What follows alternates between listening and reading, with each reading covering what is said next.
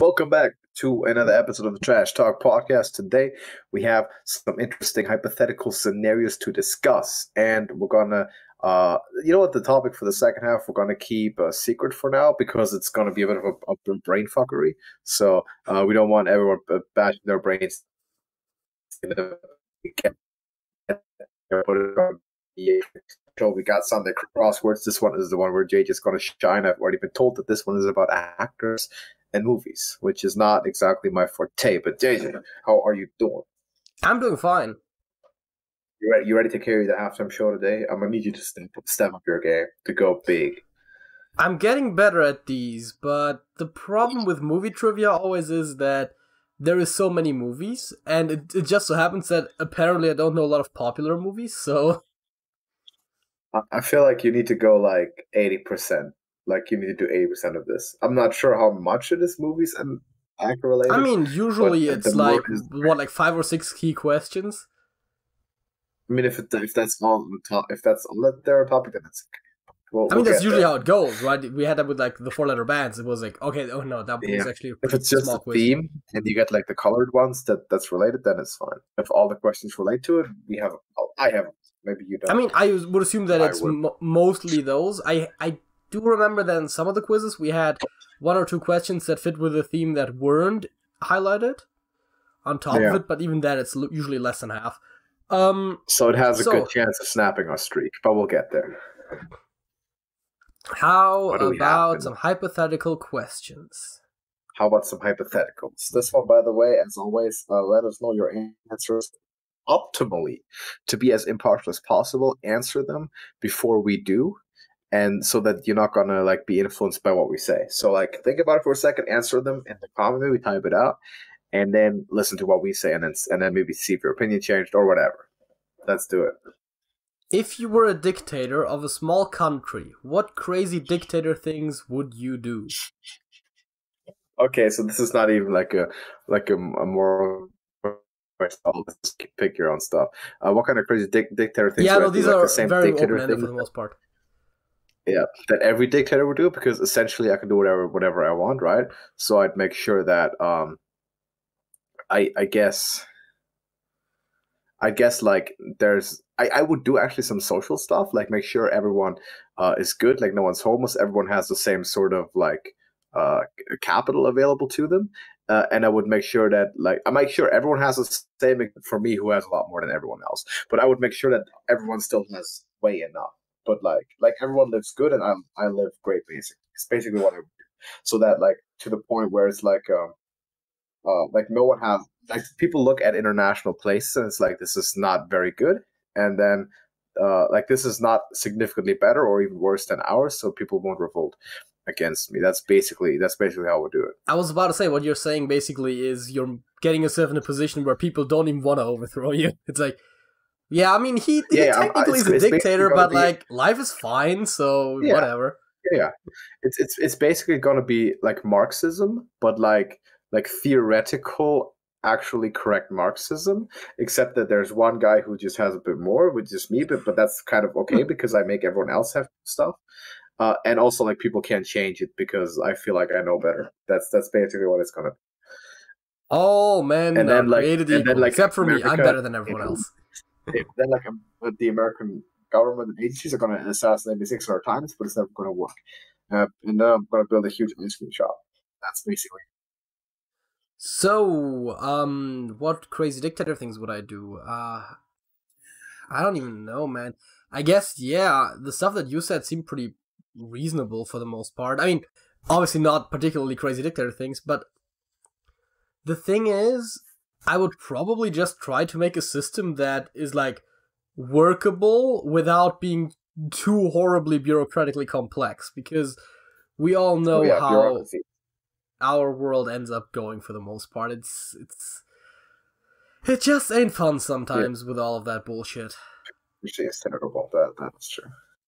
But yeah, basically, like, take a country, like put 99% of the entire country budget into just public funding, and 1% into my own wallet. And there's not going to be like any stupid. There's not going to be any churches or military or anything like that. It's just like highest possible standard of living for everyone.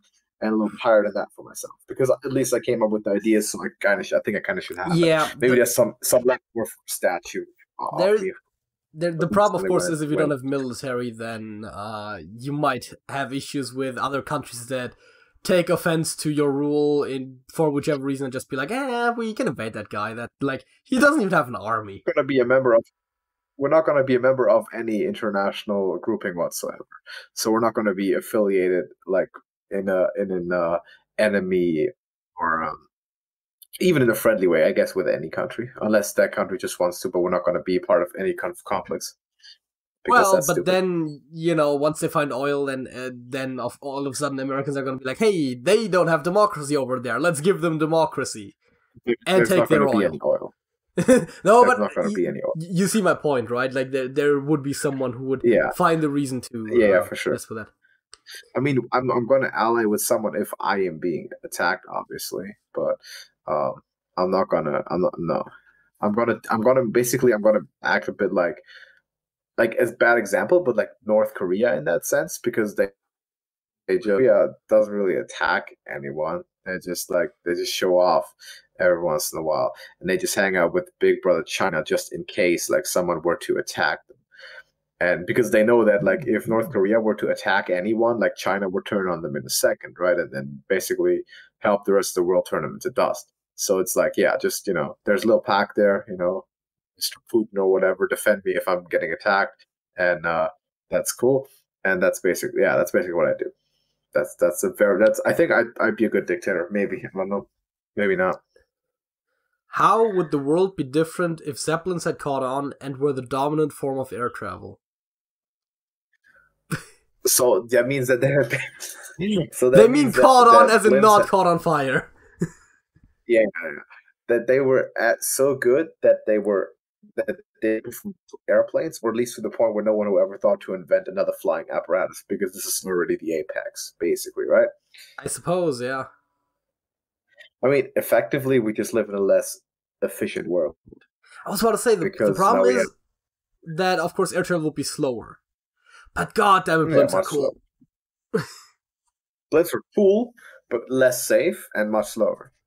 Yeah, I guess they would have figured out the safety better in that hypothetical, but the other advantage, though, is that those would, for certain purposes, be very helpful, where they could probably, I want to argue, I don't know the stats on this, but I want to argue that probably a blimp could stay in the air a lot longer than an airplane, right? Yeah, probably. And other factors actually they would just didn't consider. It's not just aviation in terms of commerce and travel, but also scientifically and military. So there wouldn't have been any like hyper advanced fighter jets or anything because no one built airplanes. So we're not going to have the whole air raid thing, and maybe wars are not as bad. And secondly, we don't have space travel, space exploration. We don't send folks to the moon because we just don't. Space blimps, not space blimps. We don't shoot stuff into space. I really like the idea of just having like a giant weather balloon and have like a sealed capsule hanging from it, and that's how you try to go into space. No, you just but the problem is the weather balloon, but you sit on chair. And you got a BB gun. Deep cut. Which someone did that. You're lucky. That was pretty good. Yeah. Video. Yeah, that was good. That's how we'd be sending people to space that don't get very. If when you die, a bit more steampunk. Oh yeah. Sorry, I thought we were going to the next one. No, it's cool. If when you died, you could cease to exist or wander the earth forever, never being able to interact with anything, which would you choose? Oh, dude! So you can basically like haunt. You could choose to be a ghost. Well, yes, but as opposed to most movie ghosts, you cannot interact with anything. Wait, you can just walk around and do nothing, just observe? I guess, yes. It's tough, right? Once you're dead, like who cares? So I just do it like just for the shits, right? Just walk around and just like, oh, people are doing dumb shit, but I don't have to care about it anymore. I mean, first of all, let's talk about the whole forever thing. If they mean truly forever, then hell no. I suppose. The thing is, right? I would be fascinating to see where humanity goes, or how long they go, Yeah. really. But on the other hand, I think I would just choose to cease to exist, honestly. Because not being able to But like influence curiosity, anything at that point is just like, yeah, but you know how annoying it is when like someone is trying to figure something out or something and it's like obvious, and you're just watching them like fumble around. And now imagine that, but like on a global scale, right? Like whenever people are doing dumb shit, you're like, oh god, please don't. Why do you? Oh. But here's the thing: nothing matters dead already. It doesn't matter at all. So you could just be entertained by it. You could just watch it and be like, "Yo." I think that would be really frustrating.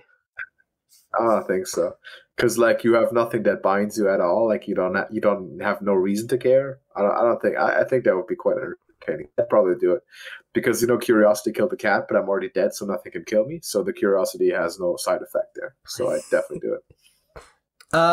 Here's one that I believe I might have mentioned to you at another point, but we definitely didn't do this on the air. What we got? Every day, 12 things appear in your backyard. They are random, but all start with a letter of your choosing. What letter do you choose?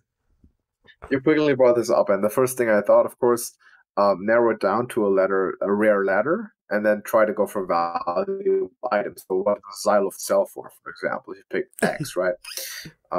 Could dangerous chemicals appear? Because then you might not want to pick X or something like that, right? What chemicals appear, you're like, how? Don't pick you, don't pick you, don't pick you. So don't pick any of the radioactive stuff.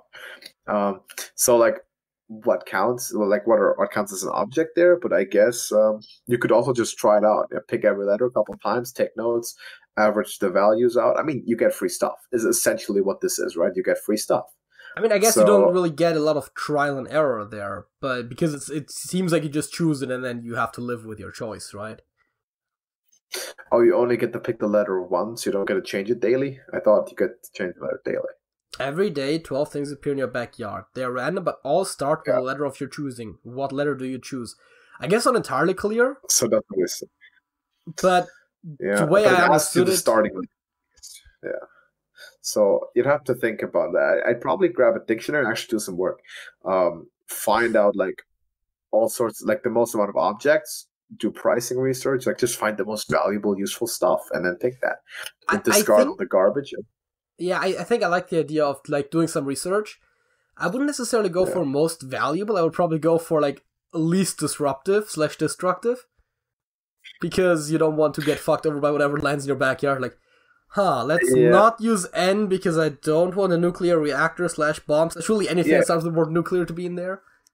But then the problem is though, like you can make a word up that's from any letter that's somehow a bomb or a weapon that will explode and blow up your house, right? Probably. Then minimize the chances and minimize the damage, right? But in that case, if you look at it from this way, you would just not want anything to airdrop into your garden. You just say no to the whole thing. So, I mean, if it's an option, that seems very sensible, right? I feel like it would be. I don't know. But it seems like you get curiosity, and this time it might kill the cat, but I would definitely try. Go for How about this one? If you could go back in time and give your parents advice before you were born, what advice would you give them? Oh, boy. Invest in Bitcoin. I mean, aside from the whole financial thing, obviously, like invest in all this stuff. Actually, like back then, like whatever came way before Bitcoin, because this is over 20 years ago. So like if it was 5 years ago, invest in Bitcoin. But that back then, like you can invest in a lot, like invest in Reddit or something. I don't know. I don't think Reddit is a publicly traded company. I'm pretty sure that's still like owned by like a couple of guys, isn't it? Okay, maybe. Then go invest in Facebook or Google or Twitter or something. Yeah, that is very big time. Apple, Microsoft, yeah. Like invest in big companies. But that I feel like that's always the answer. Is all like investment tips. Other than that, just quality of life. Don't move onto a mountain where like half of the mail services are not going to find you, and leave your packages wherever. Because that's very specific, but yeah. Yeah, but like, I mean, that's probably one of the best answers because it asks about your specific situation. Yeah, the problem is I don't think I can think of like a specific thing that happened like with like more or less within my life, I suppose, that would be that bad that you want to particularly change it. Right. I mean, Which I guess is a good thing if you're in yeah. that situation. Of course, investment tips, and then of course also make sure like you leave some of that for me to inherit later down the line because I low key gave you those tips. Just make sure they know. Yeah, but honestly, That's about I know this is a dumb answer, right? But like the investment tips is almost like one of the better things I can come up with. Because I mean, I it is, wanna of course, it's the best thing you come up with. I It's wanna always the argue best thing like when you there is tell it. not that much that I think my parents could have done differently within reason that would have been Yeah. like particularly beneficial if they had And done everything differently. that can be done within reason can be done once the money's in. So, of course, the financial side is always the most important. But it's not a good thing that we live in a society where that's the case, but that definitely is the case. So, yeah, investment tips, man. This company or whatever companies. Just somehow you got to make sure that they actually take you for real because, what form even do you you travel back in time? Is your current form, or how does it work? I mean, it says go back in time, so I suppose, yeah, you just like pop in the old Okay. time machine that we talked about excessively last episode, and like give them a visit, be like, hey, Yeah, by the way, I'm your kid. I'm y'all's kid no, in 20 years. You invest in this guy. Also, wear a thing brown is, paper right? bag You just gotta when remember, when you visit you just on gotta your head because remember, they'll make sure. yeah, you just gotta remember some historical facts that are gonna happen before the Right. point where your tip comes in, right? So it's like, oh yeah, by the way, like this is like invest in this and that company. I know you don't believe me. Here's the thing. This and that thing will happen on this and that time. And if that happens, you can believe that I know what I'm talking about and then do the thing, right? Kind of, I guess. You like predict some crazy stuff. Maybe you probably have to write it out too. But yeah, that would be a good idea. Or even just like give like a very low risk, like put like in the year 1995 or something. Put like or whenever Google was founded, put like $10 into Google, and then just wait, and you'll be rich still. Something like that. But yes, investment tips. Cop out answer, but the best answer. Oh, here is a very fundamental one. If everyone was mentally incapable of lying, how would that change the world? I think society will be a lot different. I I would think hope it would be actually. better, but I'm afraid it might be worse. So here's the thing, right? So obviously you will, consequentially, even though it's of course not necessarily theoretically good, if you were to hypothetically have to like forcibly tell the truth in 100% of the situations all the time, you would be looked at as a much worse person than if you were have had the ability to lie, right? That's how we pretty much know that it Well, would yes, be. but it says everyone is mentally incapable of lying. Everyone, exactly. So, and with that, I think maybe it will be a little different to adjust it to it because I'm assuming that's just evolutionary or something. It's always I was been about to that say way. the question is I think you can look at this two ways, right? Either it has always been that way, how would the world have developed differently? Yeah, Or like some cosmic event happens and from now on that is the world we live in. And yeah. then how does it I change assume from there? One of these is does definitely okay easier to does predict than the other. does not being able to lie for automatically also means you're forced to say the truth, or can you still not speak? Like, can you just not answer a question, for example? I would assume you could avoid answering, and Right. technically, if it's literally just that you cannot knowingly say something that you know to be false, you can definitely, if it had always been the case, especially, people would have definitely, some people would have figured out ways to be deceptive without specifically Right. lying. You know what would be a lot easier though would be the like justice system and all of that in general because you'll have like two people they say tell opposing stories and basically or they don't tell opposing stories because the one person that tells the story that's correct and the other person doesn't because they can't lie, so they can't say anything because they would have to lie. Yeah, I Like mean, for you example, would. like JJ would be like, yeah, Sorry, keep going. continue. Stupid example. Basically, just bad example. Like JJ's going to be like, Alex murdered 25 homeless people today, and then the judge would be like, Alex, did you murder 5 homeless people? I'm like, and JJ's be like, he did. He murdered 25 homeless people. I would like And to make use of my Fifth no Amendment one, right against yeah, self-incrimination. Thank you. no one is capable of lying, right? So they know what's up. I do um, not murder homeless people. Disclaimer. he says in the world where he can lie. Um, um, no, I mean, obviously, justice system would be easier. The thing is, if it had always been that way, I think our society would have developed fundamentally differently. Um, Yeah. if it was even still around, because the problem is that, let's just say certain conflicts have definitely been avoided by people not being truthful. So yeah, that I it's almost want to say thing, right? that Like, the world would be a more barbaric place in certain regards, because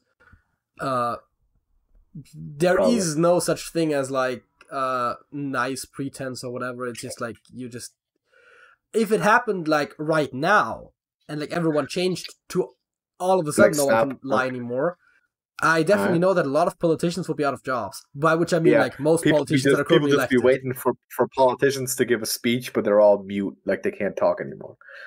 That's basically it. I guess, yeah.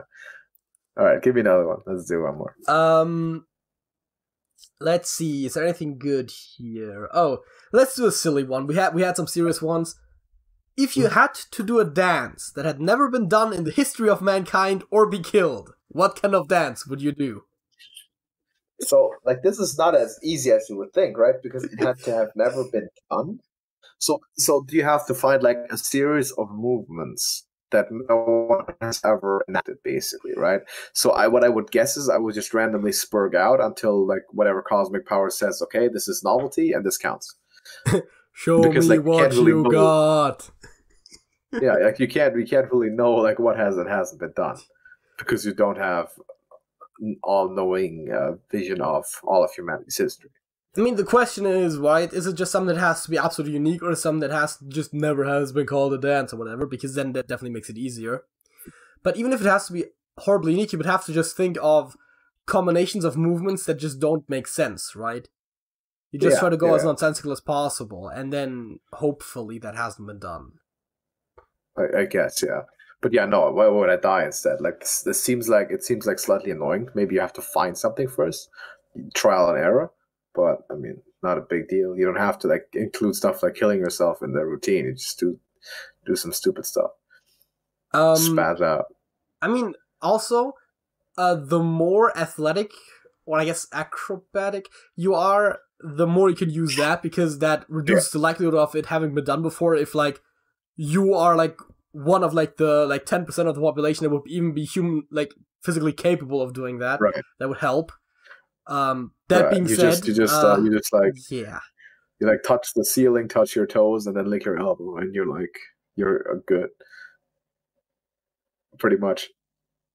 Oh, you mean like the whole like touching your toes while like just bending over without standing up straight. Yeah, what, linking your elbows and just like having them touch? Licking. Oh, I understood linking. I was like, what? All right, that is supposed to be difficult. Yeah, people say it's impossible, but I'm pretty sure there are some people that can do it. But that's not even the point. And then it's like a thing where people can move the muscles in their ear or their nose and move those parts. Because the more you incorporate that stuff, the less likely you are to it having been done before in that combination, right? Yeah. That's how we go about it. How about we do another like somewhat more serious one? If you could be invisible, but it would mean being permanently invisible, would you want to be? Not yet. That's basically like the first question, where it's like you're dead, but you still hang around to just observe. Now, I assume you could still interact. So in this case, it would just be like haunting, right? Like you're now a ghost and you can haunt people physically. I mean, the question would be, right, since you can interact with objects, that means you could make yourself visible to some degree, but just like putting on clothes, like putting some paint in your face or whatever. Covering You know, yourself in paint. Yeah, yeah, you would never seems like weird. quite look like a regular person. Nah. But I feel like there's ways around this.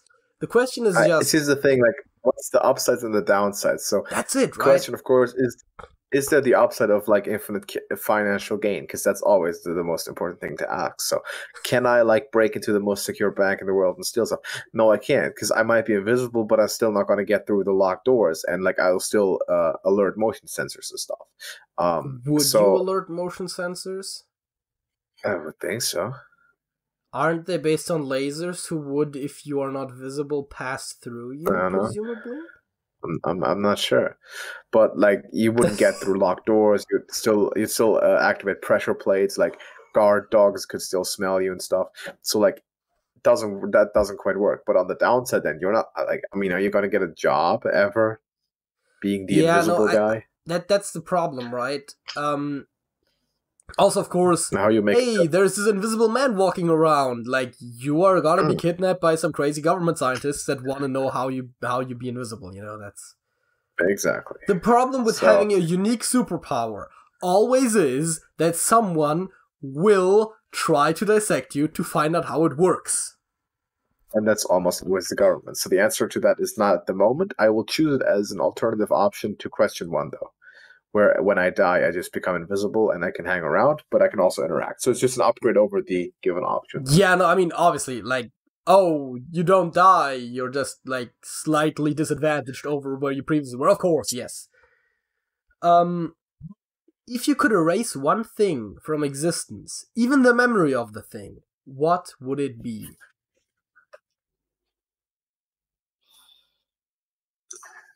How do we define thing here?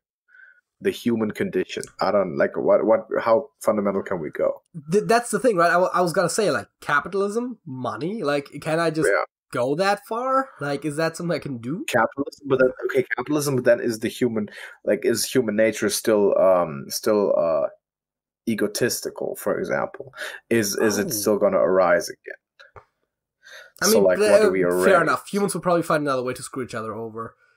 Like you could say war. Okay, you eradicate war, but the next guy is going to have a conflict with someone, and we get into the whole thing all over again, and we build it up, right?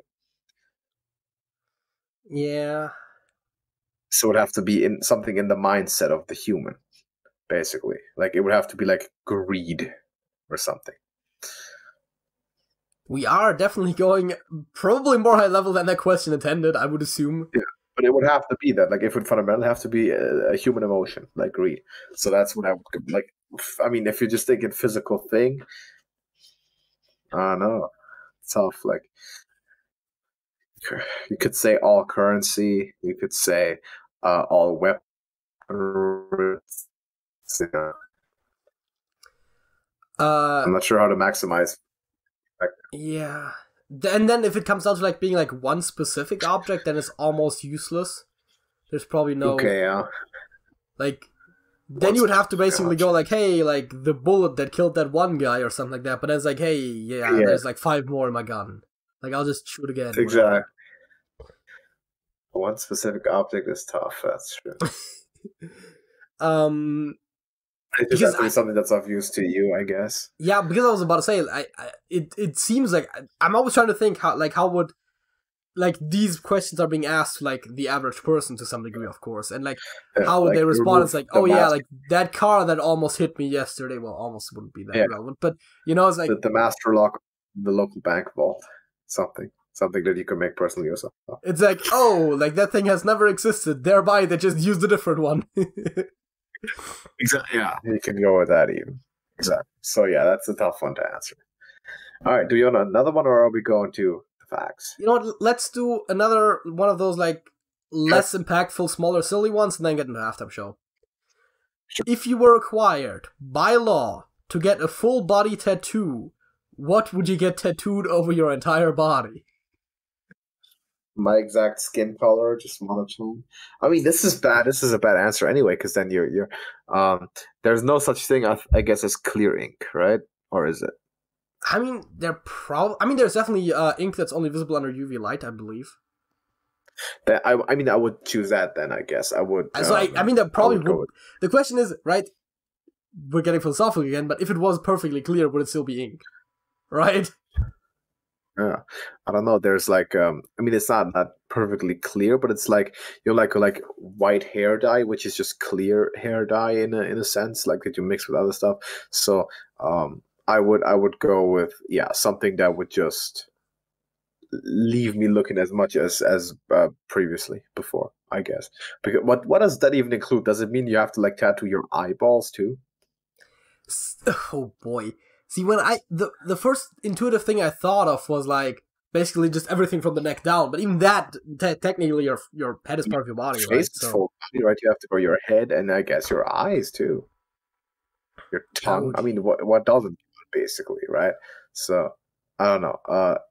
I've paused if it's a thing, clear ink, so I can look the same because I don't want like have weird tattoos everywhere. The I thing don't even is, want to have of course, you would be the weirdo, right? Because like everyone else is running around like full on tattoo, you just look like a normal person, which by that standard would be like the most abnormal thing. They might just have the same idea and be like, "Yo, just give me clear ink." Like, who wants to have like everything tattooed, like their face and everything? Oh, let's do that. So, I mean, the thing is, right? Like, what kind of a law is this? Can I move to a different country, please? Right? Like, is that an option? Is this like an international thing? Do I have to go to Mars? I can go to Mars. I could go to Mars. Yeah, it doesn't matter. The hypothetical requires you. Tattoo is happening 100%. What do you do? You haven't answered yet. What are you doing?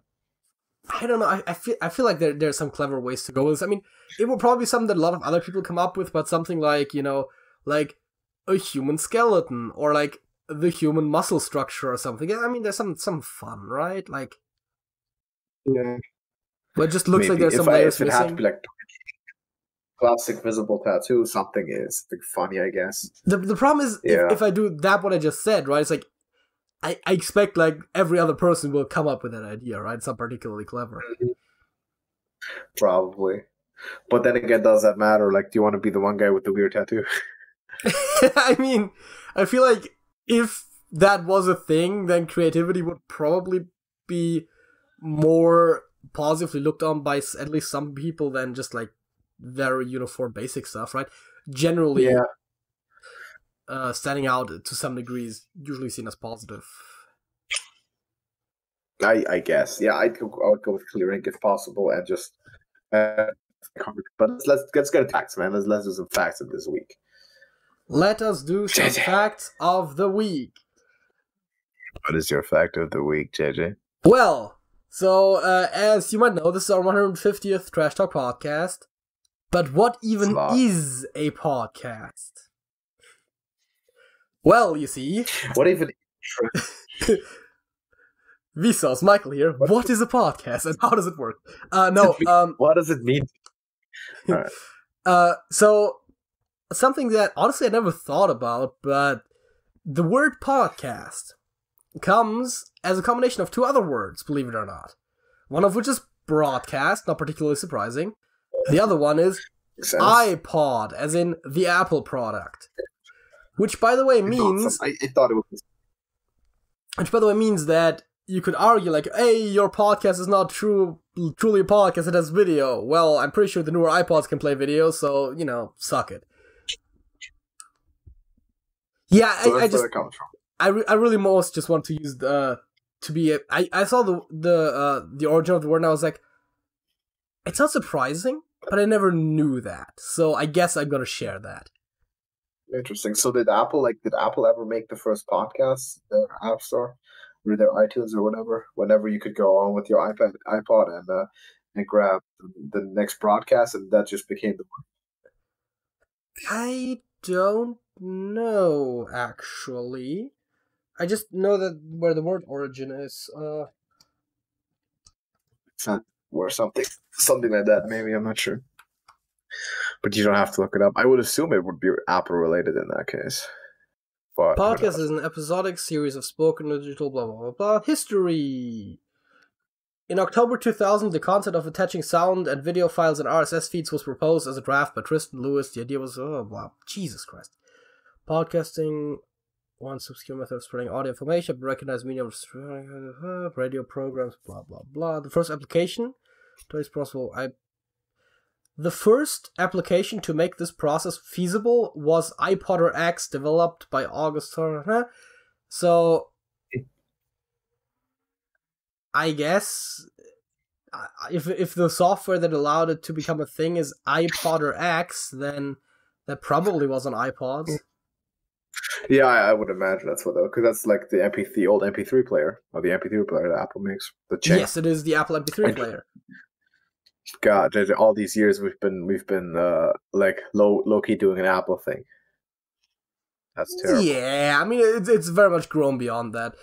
But yeah, all these years is a good point. I mean, we're like what? There's 52 weeks in a year, so we're like 6 weeks away from being at 3 years. Yeah.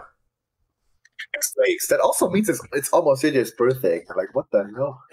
Didn't we just celebrate your birthday? Wasn't that like last month or something? Like, nah, I remember this stuff. Like, that was like 10 months ago. Then it's just, I swear this just happened. Like, Sergey was there, and like a bunch of folks. Like, what? That was last summer, my dude. Yeah. Listen, man. Like, honestly, like my birthday feels longer ago than yours, and mine was 4 months ago.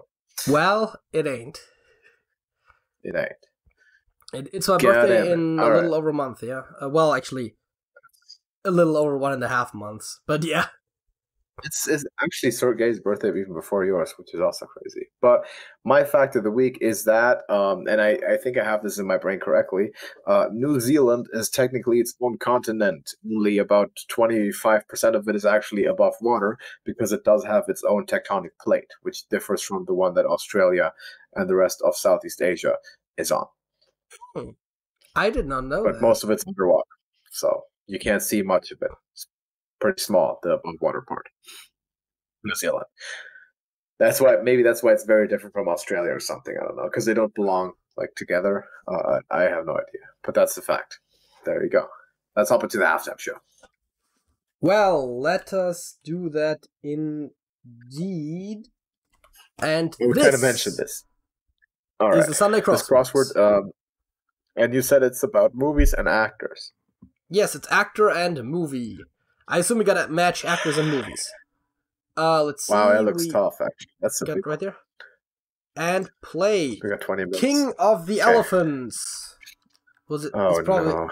Is it African? No, it's not. Is it Asian? Is it all movie questions? I don't know any. I think the Asian elephant is the biggest. Higher than is above, right? Yeah.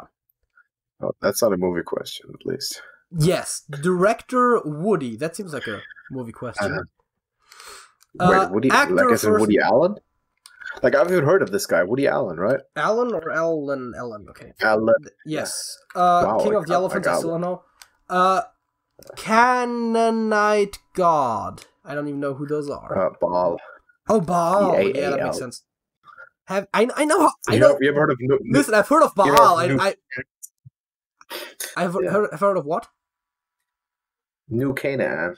When they that was like an American thing. That was part of the whole manifest destiny insanity philosophy. This is like literally the second coming of the Holy Land. Yeah. Having the necessary skills is able, I suppose. Yes. String tie. What string tie? Bolo, like you know the know a string tie. Wait, bolo is when they put out a wanted thing on someone. I know that. Prominent Marvel Comics property would be the Avengers. Relating to the kidney. Renal. And I guess the actor first name is Leonardo. And then I suppose is it then DiCaprio? It is. Oh, dude, we got it. And the movie, because he wasn't like a movie apparently. Oh, it's that's a joke. He wasn't all the movies. Isn't he like the fella who like didn't get an Oscar in forever, and everyone was like, "Man, he needs an Oscar." Is that him? Yes. All right. Which is why saying movie, presumably one that he was in, is not exactly a good hint because it could still be like half of all movies I'm exaggerating. Did But the kid ever get his? Did he ever get his Oscar? Actually, yes, did he he get did. one ever?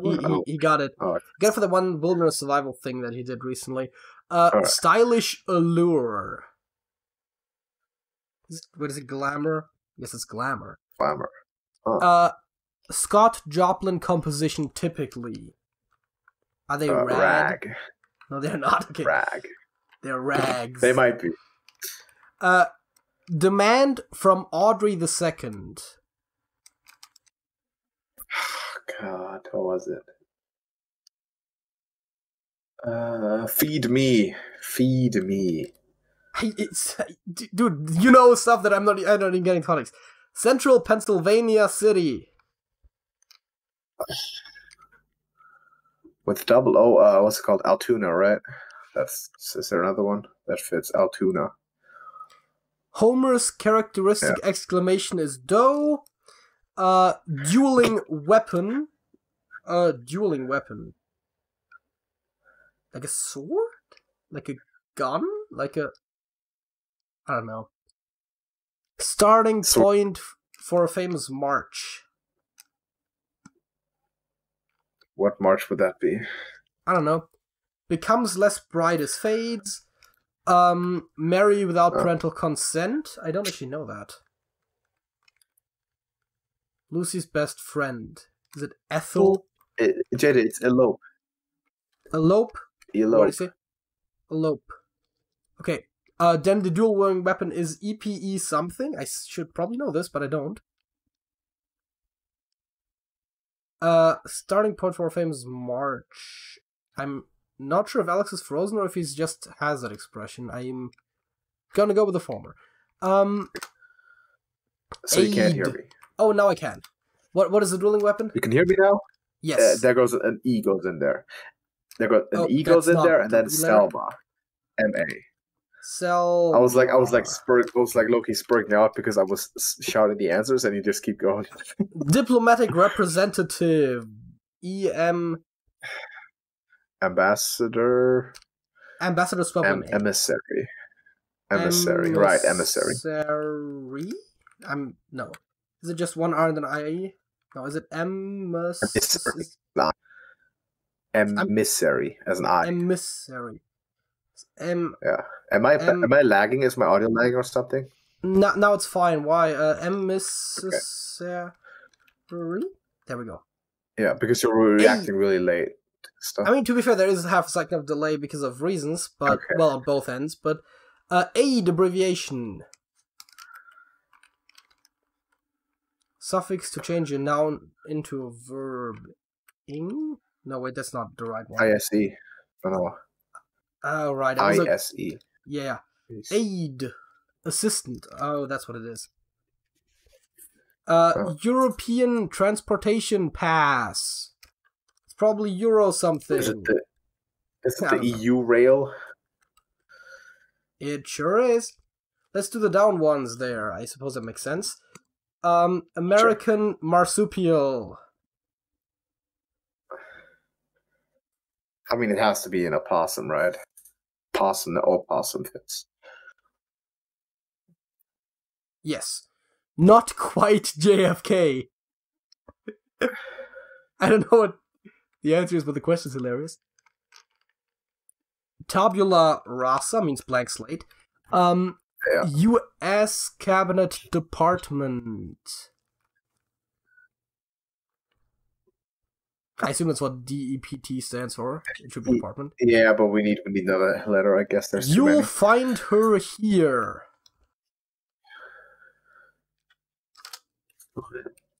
Road.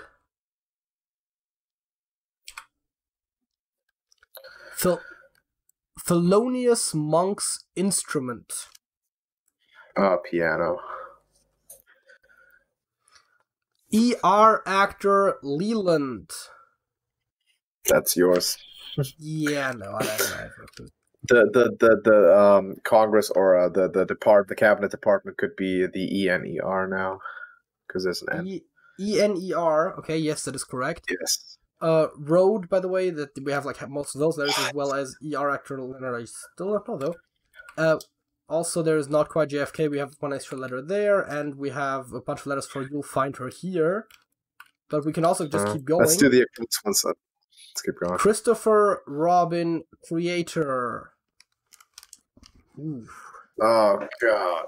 That is the character from Lost in Space, I believe. Right? Yeah. No, wait, that's Will Robinson. Fancy cotton for bed sheets, I guess, is silk. No, it's not silk. Silk is not cotton. That's made for spiders. What did you say it could be? Yes. P-I-M-A. P-I-M-A. That is it indeed. That is fancy.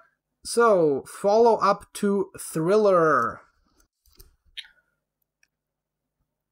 You know you're Michael Jackson, like come on. It's about the album, so it's bad. If it's about Michael Jackson, I always figure out it was about Michael Jackson. Okay. Great. Open Sesame Utera is, I guess it's Alibaba. Right. Prison Inhabitants is an inmate. That A was already there. Wait, inmates. Inmates? Right. I always get fucked up with the plurals. He blank me besides the still waters.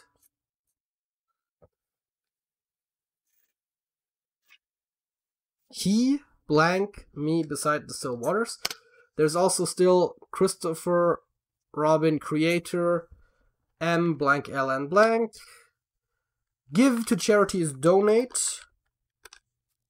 That is not an E. Semi-autonomous region of China is Tibet. Yeah. And poet Ogden. Nash.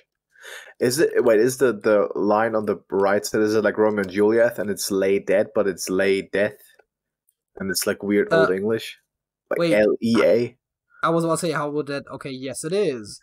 Which makes... And that just force vowels to that one? I think Milne is but I think it's just it is Milne, vowels. yes.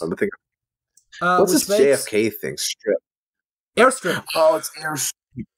They were talking JFK about Airport. The airport, not the guy. Road, I guess, is Ord, and then ER actor is Ors is something, and then we have You'll Find Her Here, do... What? You'll Find Her Here, do... Let's get back to that later at first letters when we have done everything, if we get everything else done. Bowling variant. Is it 9 pins? 9 pins. Yeah. As opposed to 10. Capital of Yemen. Sina. It's a double A at the end. Sana. Oh yeah, it has to be Sana, right? Because the first A. Yes. An explosive chemical briefly. Nitro. Nitroglycerin. Yeah, nitro. Yeah. Okay. Approach. In parentheses, arch dot. Whatever that means. No. A valuable thing. An asset. That's what I... Oh, yeah, that is... Cosmic Cloud. Dies blank. And 66 and others abbreviation. What? What's know. This stuff? Strawberry French. Strawberry French? So it's what does strawberry mean in France? Yes, I just don't know. No, cool. Let's keep going. Louis, for example. Saint. Is it a name? Oh, it's Saint. That makes more sense. Saint. Person. The Big Easy for short. Speaking of the Saints, NOLA. bro. Yes, it's New Orleans, Louisiana, I know. Elaborate draped garment from South Asia. What are they called? You're an Asia guy. What's it called? I am not an Asia guy. Ubiquitous Disney subsidiary. Oh, ESPN. Yes. Very dubious. Approximately 40% of a hectare is an acre. Acre. Yes, it is an acre. Then we have, what is this? Bottle inhabitant is a genie. And then we have a seasoned grain dish is rice something. Rice pilaf, or whatever it's called. Pilaf. F. Okay. Okay. Then we have formerly.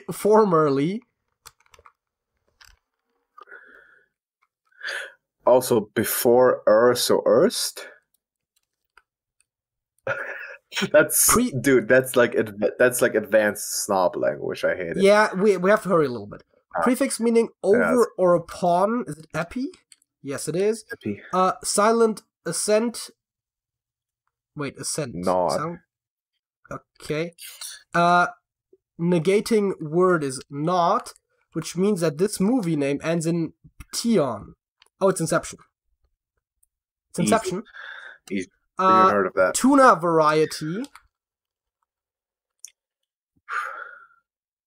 Typographical measure.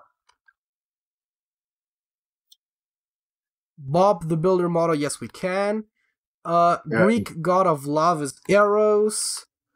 Elaborate draped garment from South Asia and Sari. Sorry. Okay. Which means that typographical measure ends in NS. Yeah. Force vowels into that one. I'm not sure if that... Oh, it is. Okay. Percy Blank Shelley.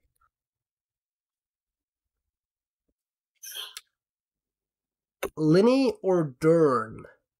No, it does say Dern. I was for a second I thought it said them, maybe. These are people now. I don't know. Wile E. Coyote's preferred supplier.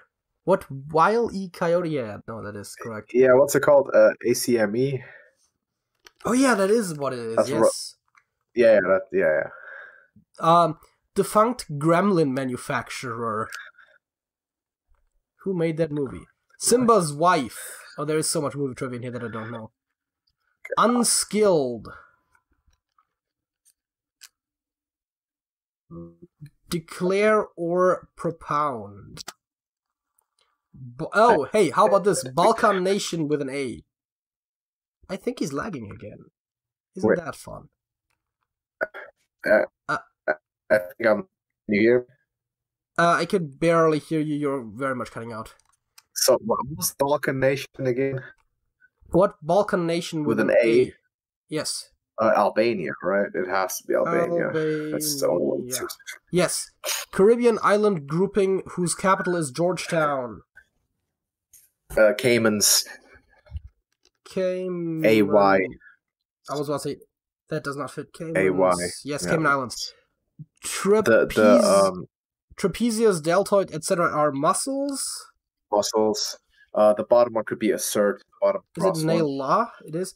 What? Assert, no, yes. Okay. And then assert. This one is unskilled, inept.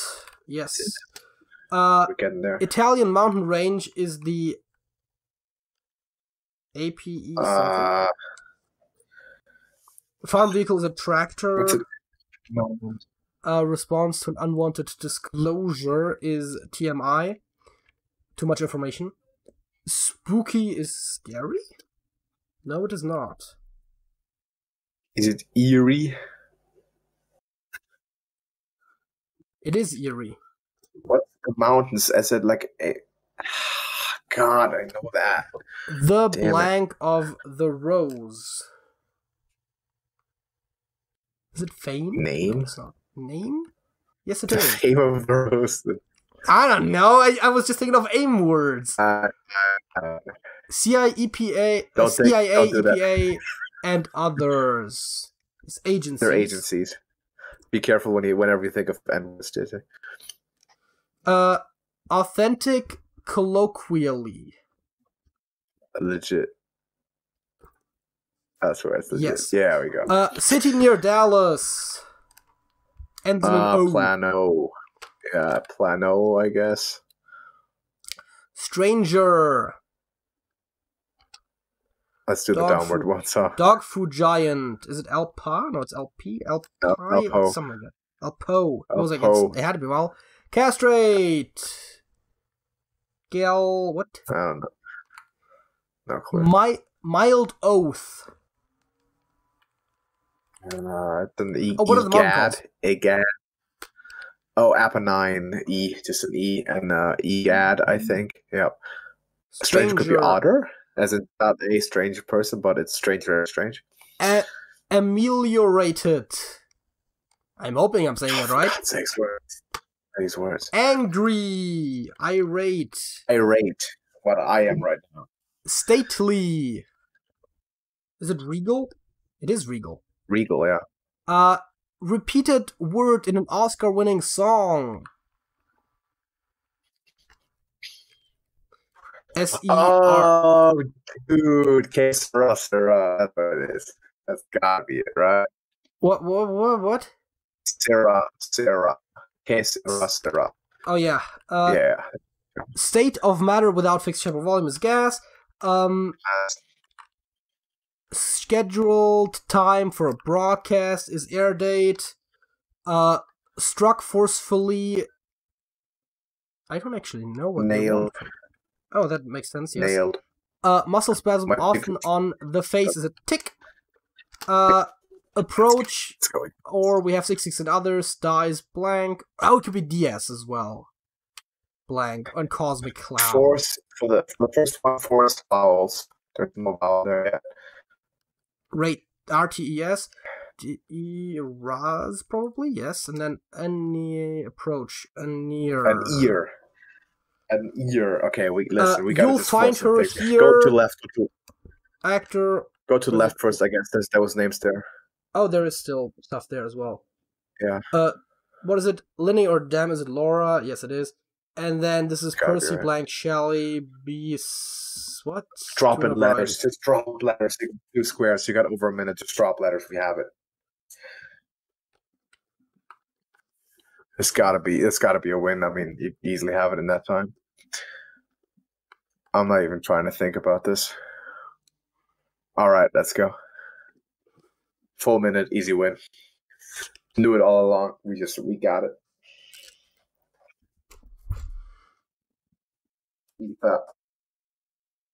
Never in trouble, boys. Never in trouble. This was tough. Mostly because topically I have no idea about all this. About movie stuff for the most part. Though I did get Woody Allen. I heard of Woody Allen. So I mean, I had heard the name before, but I wouldn't have been able to tell you that from just having the first name Woody. She's like the most famous person by the name of Woody. Well, the first one that came to mind, at least. So that's what I went with. Got it. Fair enough. Man, I'm glad you got the actor and the movie so early. That helped out a lot because then we had all the letters. I've heard of both individually. Like I've heard of Leo DiCaprio because the Oscar thing, and I've heard of Inception as in the movie, but because it's a meme. But I didn't know that like they belong together. So that's a good thing. He played like the leading role in that one. Well, I have never seen the movie, and I know of the guy. That bad. It was okay. It was an interesting movie. See, movie can be the GOAT if I haven't seen it. Like, how am I gonna know who play? Listen, I don't even know how people play. Listen, I love Office Space, right? I have no idea who plays Peter Gibbons. Like, I know the guy. I've seen him in other places too. Like, he's the only recognizable person in. No, actually, not Jennifer Aniston wasn't, but he's like the only recognizable person to me in that movie that I've seen somewhere else ever. But I don't know what his name is. IRL, I couldn't tell. Well, apparently it's Ron Livingston. Ron Livingston. Now that you say it, I remember. Ron Livingston. I don't know anything about that guy, but sure. He's funny. He's cool. Yeah, Office Space. Good stuff. But he's like the only person there now. Let's talk about something that we wanted to leave for the last topic because besides Jennifer Aniston, I don't know anyone in that cast. I think. See, like I don't know anyone. I mean, I didn't know anyone in that cast. Well, I've heard of Jennifer Aniston before, but Ron Livingston, what a legend! All right, here's a thought experiment that we wanted to do for this topic. Right, it's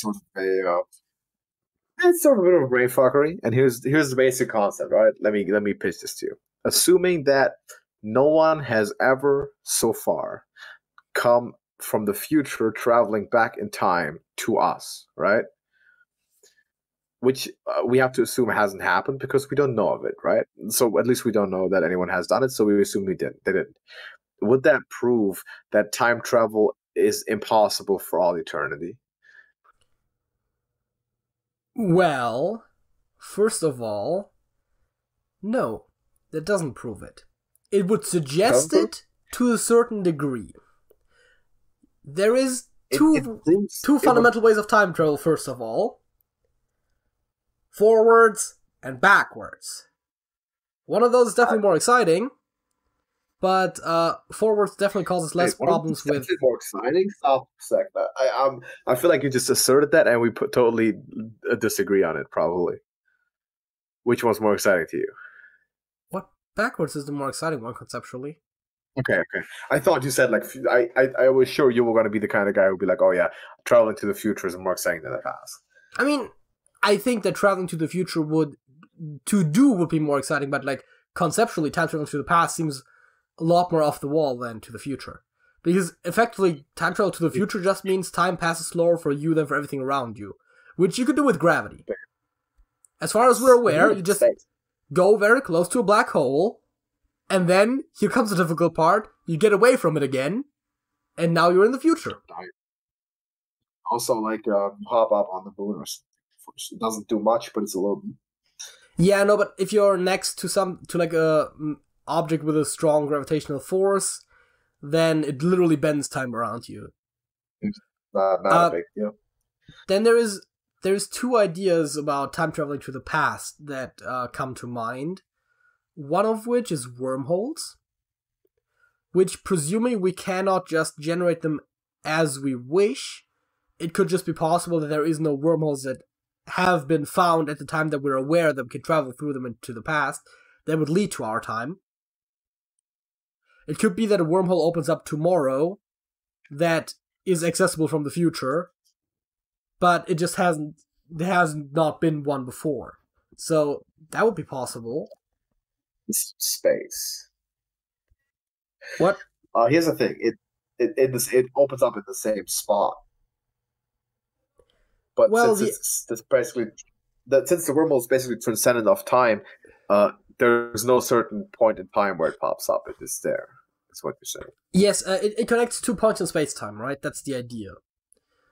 Those could be anywhere in both space and time, in theory, but obviously at some point that wormhole was created by something. I mean, it hasn't been there forever, meaning that there could be one that will come to be in the future, in our future, that can be accessed from the further future. Exactly. And there's the idea, by the way, that you could build a time machine that allows you to travel to the past, but only as far back as that time machine has existed. Yeah, I've heard of that one. Which is also, of course, interesting. Which would then, with the theory, basically say that it doesn't, because we haven't built time machines yet. Like once we start building time machines, then people should start showing up from the future. Exactly. But we haven't done that yet. So if that's you build a time machine, and the only thing you're getting out of it is the ability for people from the future to now show up at your place. You can't even go anywhere. Yeah.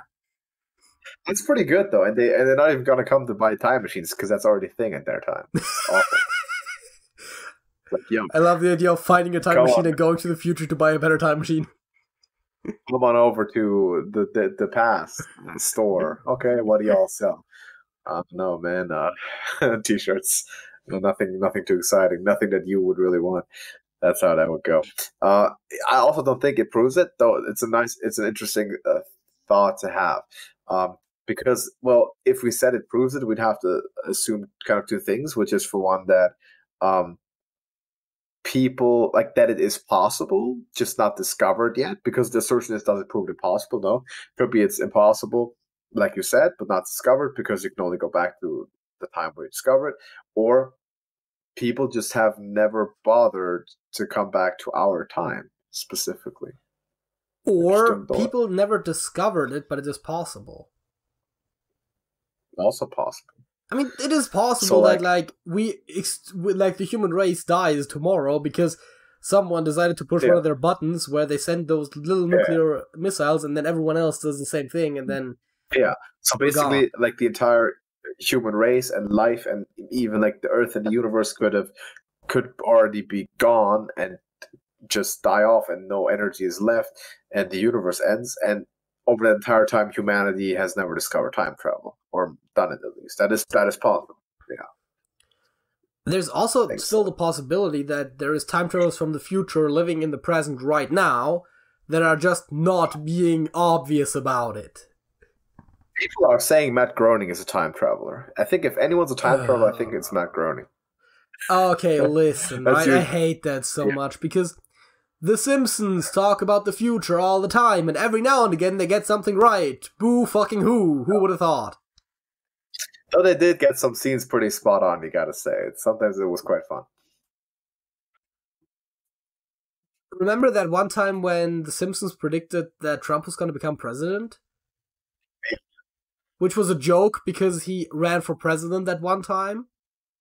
Not that anyone would have necessarily heard of it because he didn't have a big time campaign. It was just a joke about that, and then he just happened to run for president the next time, and he won. And he won.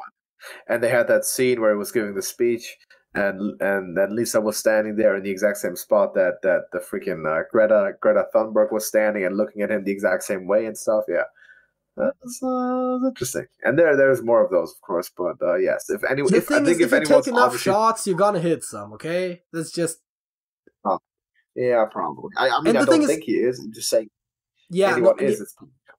yeah, but the thing also is that when you get into the whole thing where it's like, oh yeah, The Simpsons got some things right, it's like, well, once you get like a detail about it right, people will interpret the rest around it so that it fits even better. Where it's like, oh, but there's more parallels in the scene. It's like, well, is it, or are you just making parallels? Like, I remember that one time when people were like, hey, they predicted that this guy was gonna win like an Oscar for that thing, and it's like, actually there was just like a list of people they thought might win it, and he was like on it. It wasn't even just that they specifically said he was gonna win, he just said he's one of the people that could win. It's like, well, yeah, no, obviously. But yeah, there's some funny ones for sure. So, of course, since I can't prove that time travelers have never visited us in the present past, and since that's the extraordinary claim to make in positive, I would have to assume that they have not. I mean, yes. And the question is, does it prove to be possible? I think we agree that it doesn't, because it being possible and it actually being conducted are two different things. Yes, though I would pose that if time travel is discovered by humans in the future and a time machine is built, it does seem kind of unlikely that we would not have some indication of that being the case. See, the thing maybe it's true that you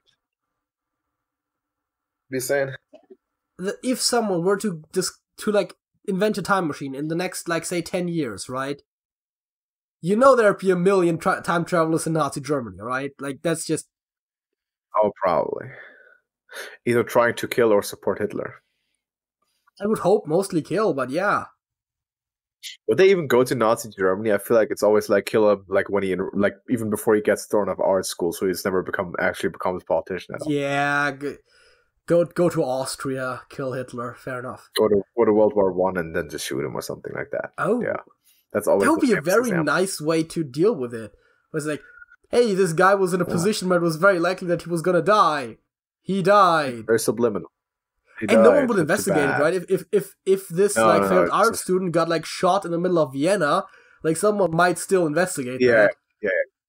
But if he dies, well, they throw him in a ditch and never mention him again. Of course, yeah. That's true. But maybe like time travelers have like a certain codec to where they have to adhere to not mess with time, like they have to take an oath or something. When they can't screw them up. For that to be the case, though, all time machines would have to be controlled by a relatively small group of people. Yeah, you think they would be possible if a time machine were discovered? Like if there was a time machine, if there was one right now, or if there was one in the future, how many people? Like, do you think the public had access to it right away? Like they'd be like, "Yo, scientists, like, yo, we discovered time machine. Government, cool. Let's make it public." Of course, no, right? But you would have to assume that if our science is far enough to develop those, that someone would be able to build their own, right? Yeah, I guess maybe it's just that it has been done, but maybe it's like sort of like an infinite timeline thing. So whenever someone actually does travel back in the past, they create a new timeline. and we just happen to live in a timeline where it hasn't happened yet. The idea that a split timeline happens every time someone travels to the past, and we just so happen to be in the one timeline that always remains without interference, just one of the timelines that remains without interference.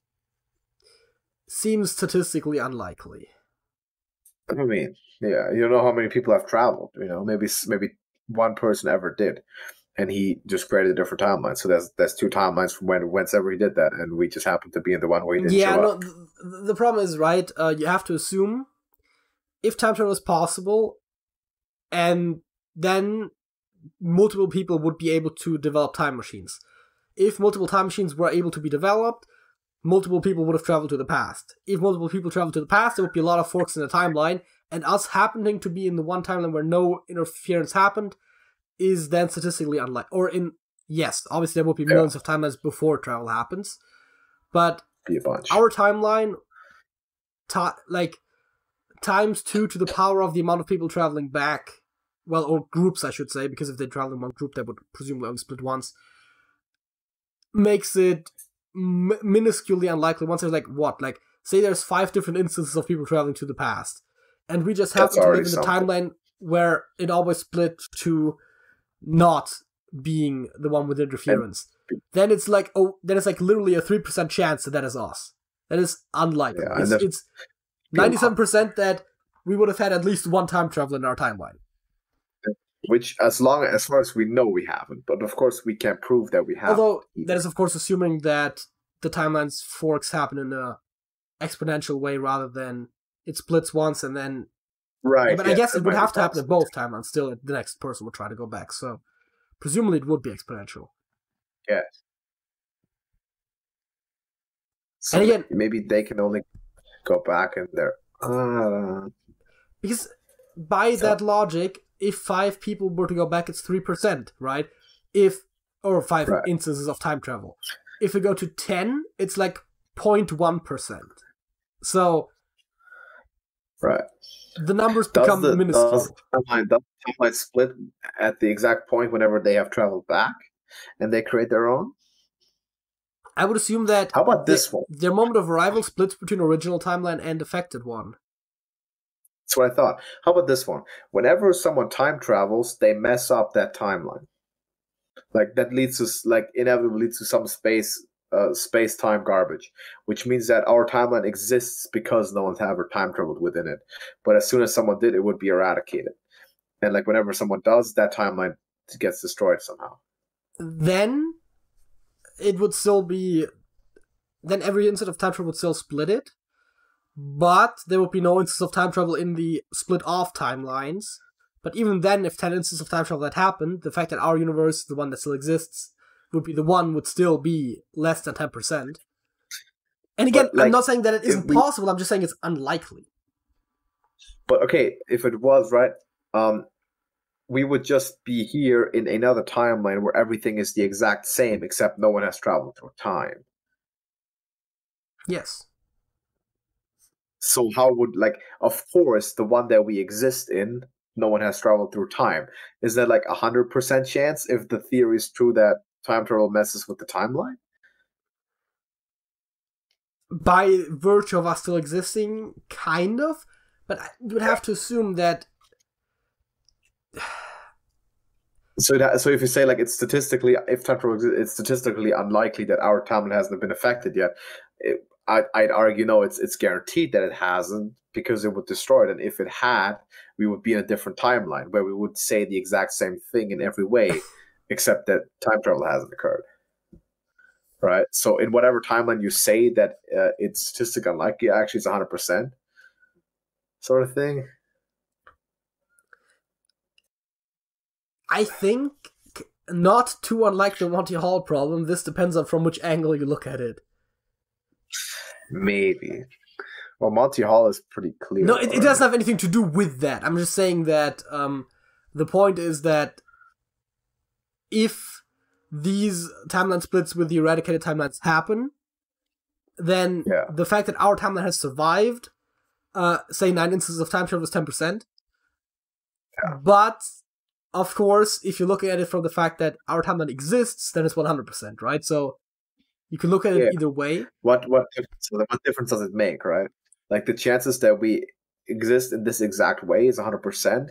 Just that it's like if you wanted to number timelines, like if you just like you could somehow observe them from an outside perspective, like outside of space time, and number them through, that it's the exact number, whichever one it would be, is unlikely. But that this timeline with its occurrences exists is guaranteed. And I guess that's what matters for us, since we're not outside of it, or something like that.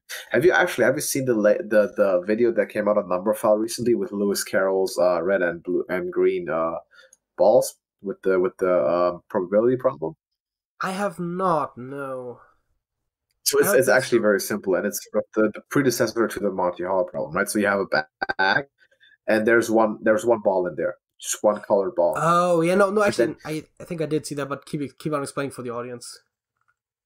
You put a red ball. You have a bag. There's one colored ball in there. The ball could either be red or couldn't be red. Then you have another ball, a second one, which is red. Right? You put the red ball in the bag, and you pull out one ball again. And if it's the same ball, like say it's a red, put in the red one, you pull out the red ball, will alter the probability of the color of the ball that was originally in there. So originally you would just have the bag with one ball in, and the probability of it being red is 50%. Now you put a red ball in, you pull a red ball back out again, and it's 25. And now the probability, right? The probability of the ball in there has changed. Yeah, because you have two options. And then it's basically like a tree with basically four ends, in which in three of those cases the remaining ball is red, and in one of them it's not red. Oh right, which is the predecessor. Because right. Yeah, because it could be the other ball in 50% of the cases, and then you would be guaranteed for that to be red either way. So yeah, you basically in a world where both balls are red, then it's 50-50 that the ball in there is still the original one. In a world where the original ball was yellow, it is 100% that the ball in there is now yellow. So it should be 25% that it's red, I think. No, but you don't know that it's you don't know what the color is. So you have a 50% chance of getting ball number 1 or 50% of getting ball number 2. So whenever you get a red ball, you pull out a base. Yeah. So say you pulled out you pulled out a green ball, then you know for a fact that the second ball is red. So that's in that case you know that it's red. And if you pull out a red ball, you know that you don't know that it's red, right? Yeah. I mean, you could probably make them like a Punnett square and figure it out. Yeah, 3 out of 4 cases it's red. Because say you pulled. Well, basically, it's so picture the tree, right? The tree with 4 lines, basically. You do two pulls, and you end up with the red ball. You get this and this probability. You get up with the green ball. You have the 2 pulls where you guarantee yourself a red. So that's sort of like, it's said that Lewis Carroll came up with this just like when he was sleepless in bed, just hanging out, and he was trying to think of stuff. And if you want to, you can link the video in the description or something. It's not like we have an audience over there, but it's definitely interesting. And that's supposed to be the predecessor to the Monty Hall problem, because it essentially works the same way. You just add something, take it away again, but it changes the original probability of the original 50%, or as in the Monty Hall problem, from the original 1/3 to 2/3, whenever the first goat is removed. So that is... In a similar fashion, the timeline thing, of course, where if you know that there is doomed timelines, the fact that yours exists makes it less likely that time travel happens. It's complicated. The math of if time travel exists is complicated. From what we know of living within space-time, we would just give our foolish opinion and answer this question with a probably not, I guess. That time travel into the past does probably not exist in the human future as a usable technology. No. Yes. No. Oh, that is your answer. I thought, because initially you said it doesn't prove it. It doesn't prove it. No, I said it's probable that humans do not have time travel in the future if there are no time travels in the present. Okay, fair enough. But the question is, does it prove that that time travel is impossible? No. Does there not being time travels right now prove that it's impossible? And that we would answer with no. No, that doesn't prove anything. All right. So that's basically what we would say. It's kind of like saying the fact that there's currently no red apple in my household proves that there are no red apples, right? Sort of, exactly. So it's like, well, they're in the supermarket, they're just not here. Yeah, that's perfect. That's pretty much the perfect analogy. So there probably are red apples in our household. That was just an example. Okay. But, though also in this case you could be fairly sure that there are red apples, just not in your household. In this case, there might be time because travels. I know might just. But let's assume, right? Like let's assume that I have been sitting at home for the last almost 22 years, and I've only ever seen green apples, right? Like how would I know that red apples exist? If someone told me like, it is possible that red apples exist. Okay, are we now doing the thing where like you only see the reflections of the objects on the walls of the cave, and now you don't perceive reality, right? Like that philosophical model. Is that? Oh boy, yeah. But what even is the color red? And do we see the same thing when we talk about it? Well, we don't know. Boy, perhaps. I'm sure.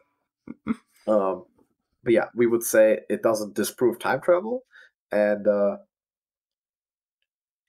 can we answer if time travel will ever exist or has ever existed? We can't answer that, obviously, because we can't estimate any probability. So I don't want to judge on that. We can only prove it with positive proof, but there is no way to disprove it.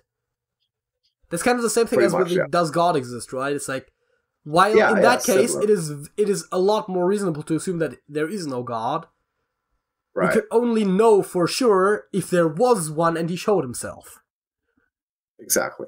While Occam's razor says there is no God, does Occam's razor say there's no time travel? With the time travels and then the timeline eradication stuff that we thought of, that doesn't work anymore because probability isn't what it is. No, I think then you would just have to go with the fact that our understanding of physics proposes that it might be possible to time travel, and thereby we have to assume, unless proven the contrary, that it is in fact possible. That does not mean that it's attainable. By the fact that there is no time travelers, Occam's razor would suggest that it is not attainable by humans, or it won't be attained by humans. But does it though? Like, is there still a probability whenever the timeline in which time it was time traveled in is eradicated? But that's just a thing you just said. That you're just proposing an extra thing. And Occam's razor says, assume the simplest thing. We don't know. We don't know that. We kind of don't know that either. So the problem is because of this discussion, we essentially go outside of space time, and whenever that happens, probability isn't the thing. It's tough. But the easiest way to do it, I guess, would just be to invent time travel. So the easiest way to handle this problem is just invent a time machine. Just do it. Honestly, what are you waiting for? Humanity would be able to invent time travel before we ever would be able to definitively answer this question. Because you probably can't answer this question without, like you said, proving it in the positive. So we have to invent time travel. So that's I guess the next step. The thing is, to prove it now, we have to invent time travel at some point.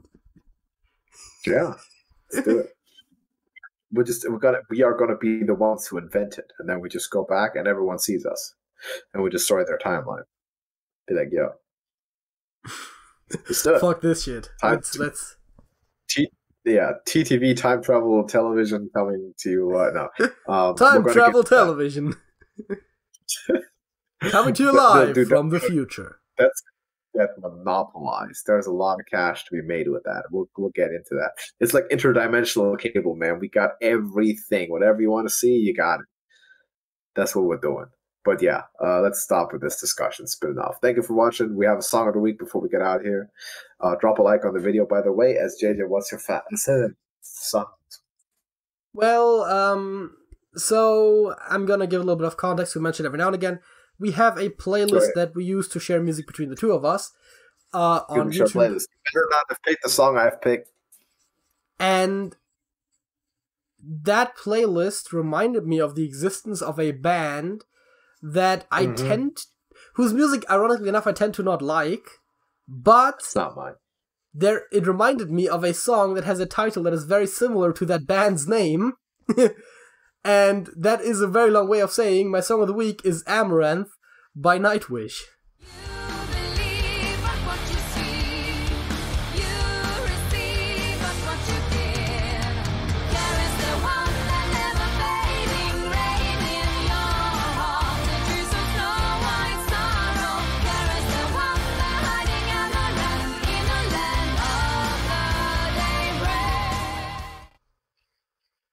What? How did you get to that? There's a song by the band. I think I don't know how it's pronounced. I've only ever seen it written, but Amaranth. Yeah, the Nexus, right? So wait, so you don't typically like Nightwish, but you like that song? What? No. I don't like Amaranth, the band, but it reminded me of Amaranth, the song, which is spelled the same way as the band, but without the e at the end, and is by the band Nightwish. Just so happens to be. That's just kind of weird. Do you like the song that I put though? I actually haven't listened to it yet. You got to look at the top comment, which is very, very funny on that song specifically. Sergey is currently spamming in our server, so we have to get off this and then see what he's talking about. But my song of the week is No Man's Land by Billy Joel. It's in the music share. There we go. I wanted to use it last week, but he was like, oh, I'm going to use something from the music. I was like, I'm going to use something from the music share. And he's like, oh, is it going to be Billy Joel? He's like, yeah, okay, you know what? I'm going to change it up. So because I didn't want to do the obvious. This week he didn't ask or didn't predict it, so I went with No Man's Land by Billy Joel. Good song. Billy Joel is a phenomenal artist. Top 5 all time. Great guy. Thank you for watching the podcast. Leave your song of the week in the comments of this video. Time travel, if your brain is a grape juice at this point, let us know your opinions, as well as by the way, if you're a time traveler from the future, let us know. Well, yeah. Or from the past, you know what? I feel like, like, if like Matt Groening is watching this for whatever reason, because you have infinite time and you are a time traveler, let us know. That would be cool. And like, how are we going to be doing in like 30 years? I kind of want to know. But yeah, if you're a time traveler, just cards on the table. We're basically on to you anyway at this point. So might as well, right? But yeah, until next time, drop a like, sub to the channel, and we're going to see you probably tomorrow if you decide to watch Hearthstone. So, JJ. That's it. That's it.